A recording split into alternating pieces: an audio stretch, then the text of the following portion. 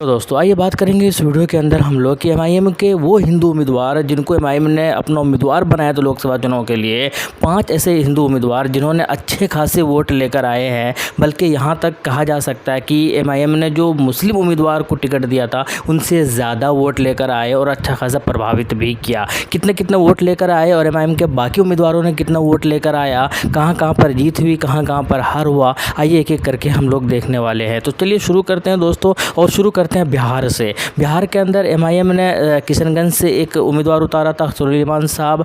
3,09,264 vote लेकर आए, तीसरे नंबर पर रहे, चुनाव हार गए और उम्मीद थी कि ये सीट जो है एमआईएम निकाल सकती थी। उसके बाद गोपालगंज से दीनानाथ मांझी जी को जो है वो उम्मीदवार बनाया था एमआईएम पार्टी ने, और इन्होंने जो है 29,992 वोट लेकर आया। हालांकि जीत नहीं हुई और जीत के आसपास भी, जीत के रेस में भी नहीं आए, लेकिन कहा जा सकता है कि पहली बार था और अच्छे खासे वोट लेकर आए। इसके बाद शिवहर से बात करते हैं। काफ़ी चर्चित हस्ती थी राणा रणजीत सिंह। राणा रणजीत सिंह के बारे में अगर बात की जाए तो 11,979 वोट लेकर आए शिवहर लोकसभा से। जीत इनकी भी हुई नहीं। एमआईएम के ये उम्मीदवार भी जो है काफ़ी ज़्यादा पॉपुलर हुए, चर्चित जो है हस्तियों में से शामिल हुए, क्योंकि काफ़ी ज़्यादा जो है ये पॉलिटिकल बैकग्राउंड से भी आते थे, और खैर जीत इनकी नहीं हुई। काराकट से बात की जाए तो प्रियंका चौधरी की बात की जाए तो 11,006 वोट लेकर ये भी आई, और जो है जीत इनकी भी नहीं हुई। लेकिन एमआईएम के इस प्रत्याशी ने जो है ज़रूर एमआईएम का नाम रोशन किया, और बहुत लोगों की ज़बान पर एमआईएम के बारे में बातें भी जो है करवाई इन्होंने। पाटलिपुत्र से अगर बात की जाए तो 4,000 सिर्फ वोट लेकर आए। मुजफ्फरपुर से अगर बात की जाए तो सिर्फ 4,131 वोट लेकर आए। मधुबनी से बात की जाए तो 4,498 वोट लेकर आए। वहीं पर महाराजगंज से एक और हिंदू उम्मीदवार को उम्मीदवार बनाया था एमआईएम पार्टी ने, अखिलेश्वर सिंह जो है 7,767 वोट लेकर आए। ये तो बिहार की अगर बात की जाए तो बिहार के अंदर ये चीज़ें हुई, ये घटना हुआ। तो एमआईएम के जो 4 हिंदू उम्मीदवार को बिहार के अंदर टिकट दिया था, गोपालगंज से और शिवहर से, काराकट से और महाराजगंज से, और चारों पर जो है बाकी उम्मीदवारों के कंपैरिजन में इन्होंने जो है अच्छे खासे वोट प्राप्त भी किए। इसके बाद चलते हैं महाराष्ट्र की ओर। महाराष्ट्र में जो है उस्मानाबाद से एमआईएम ने जो सिद्दीक इब्राहिम को जो है एमआईएम ने टिकट दिया था, मात्र 2,000 वोट लेकर आए। मुंबई नॉर्थ से जो है मात्र 1,500 वोट लेकर आए।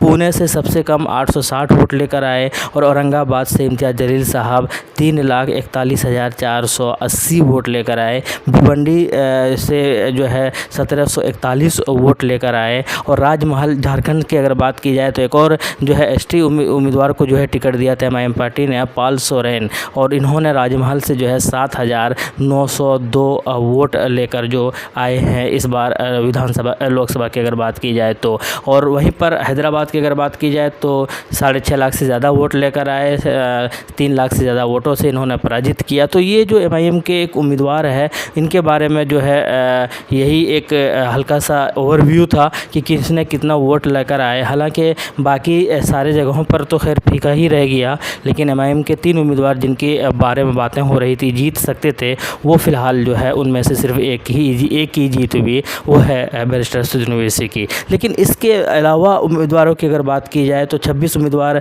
जो है वो मुस्लिम उम्मीदवार जीत कर मैदान के अंदर आए। बहुत लंबी लिस्ट है। इकरा मुनव्वर हसन है रामपुर से, जो है संभल से अफजल अंसारी गाज़ीपुर से, इमरान मसूद सहारनपुर से, तारिक अनवर कटिहार से, इस तरीके लंबे चौड़ी लिस्ट है। और 26 उम्मीदवारों के बारे में कहा जा रहा है कि मुस्लिम उम्मीदवारों की जो है जीत हुई है। लेकिन सबसे पॉइंट जो है वो करने वाली बात ये है कि किसी भी एक पार्टी का जो है बहुमत नहीं मिला। बहुमत के लिए 272 सीटें चाहिए था। हालांकि एनडीए ने, वो गठबंधन ने ज़रूर जो है 251 सीटें हासिल की और बहुमत पार कर गया। लेकिन अगर किसी एक इंडिविजुअल पार्टी की अगर बात की जाए तो बीजेपी जो है वो बहुमत पार नहीं कर पाई। हालांकि पिछले बार चुनाव में बीजेपी ने अकेले ही जो है वो बहुमत पार कर लिया था, 271 सीट पार कर लिया था। लेकिन मज़े की बात एक और ये है कि एएमएम के ऊपर हमला हमेशा लोग करते हुए आए हैं, हमेशा इनको बीजेपी की बी टीम ठहराते हुए आए हैं, और हमेशा इनके ऊपर एक एलिगेशन लगाते हुए आए हैं, और सफाई दे देकर जो है थक गए असदुद्दीन ओवैसी की पूरी पार्टी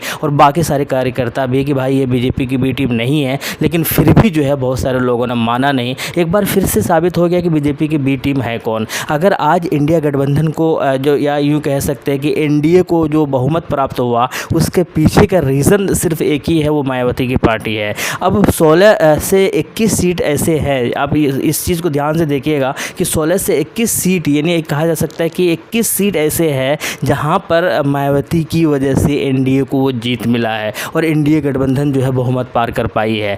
तो आपके सामने स्क्रीन पर भी दिख रहा होगा, ऐसे बहुत सारे जो है लिस्ट है, फहरिस्त है कि वो कौन कौन से है, वो भी मैं आपको दिखा सकता हूँ। जैसे कि मैंने कहा कि एक भारतीय जनता पार्टी की जीत हुई है मात्र कितना 27,000 वोटों से, जबकि बहुजन समाजवादी कितना वोट लेकर आए 1,22,000। तो आप समझ सकते हैं इस तरीके का बहुत लंबा चौड़ा लिस्ट है। इसी तरीके से अनुप्रिया पटेल की जीत हुई अपना दल से, और ये इस जीत के अंदर बहुजन समाजवादी पार्टी 1,44,000 वोट लेकर आए और हार कितना हुआ 37,000 से वोट हारा है समाजवादी पार्टी। तो इस तरीके से 20 से 21 सीट है जहां पर जो है जीत जो है वो निश्चित थी इंडिया गठबंधन का, लेकिन कहीं ना कहीं जो है भारतीय जनता पार्टी या फिर एनडीए का जो जीत हुआ है उसके पीछे का जो रीज़न है वो रीज़न है सिर्फ और सिर्फ मायावती की पार्टी, बीएसपी की पार्टी। अब लोग क्या बीएसपी की पार्टी को बीजेपी की बी टीम कहेंगे, क्यों नहीं कहेंगे, या कहेंगे तो कहना चाहिए नहीं चाहिए?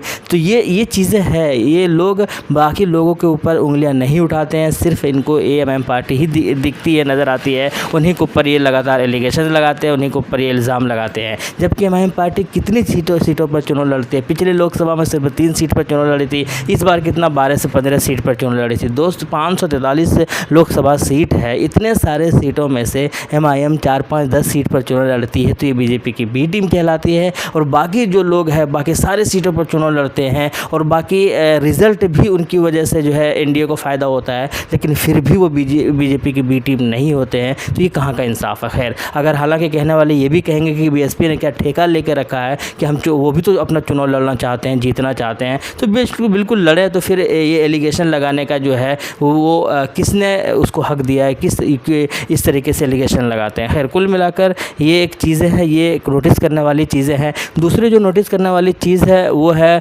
अफसर खान इम्तियाज़ जलील साहब की जीत में कहीं ना कहीं रुकावट ज़रूर आए। लगभग 70,000 के आसपास वोट लेकर आए, तो उनको क्या मिला अफसर खान को? और एक इकलौता मुस्लिम एमपी महाराष्ट्र के औरंगाबाद से थे इम्तियाज़ जलील साहब, जो दहाड़ते थे, जो मुसलमानों के शान थे, उनकी भी आपने पॉलिटिक्स जो है ख़त्म कर दी। सिर्फ किस वजह से? पता नहीं क्या रीज़न है इसके पीछे। इम्तियाज़ जलील साहब का अगर हार हुआ है, कहीं ना कहीं इसके पीछे अफसर खान का भी बहुत बड़ा हाथ है। इस चीज़ को भी लोग बातें कर रहे हैं, लोग इस चीज़ को एक्सेप्ट कर रहे हैं। हालांकि इम्तियाज़ जलील साहब ने इस हार को एक्सेप्ट किया है। उन्होंने कहा है कि ये भी मुझे भी समझ नहीं आया कि कैसे हार गए, और हालांकि इसकी उम्मीद नहीं थी। हम चाहते थे कि हम 2 से 3 होने वाले हैं, लेकिन जो है हमारे किस्मत में शायद नहीं था, इसीलिए 2 से 3 नहीं बल्कि 2 से 1 ही पर आकर रुक गए। खैर, आपकी क्या राय है कमेंट बॉक्स में बताइएगा ज़रूर। मिलते हैं नेक्स्ट वीडियो में। थैंक यू, जय लव यू।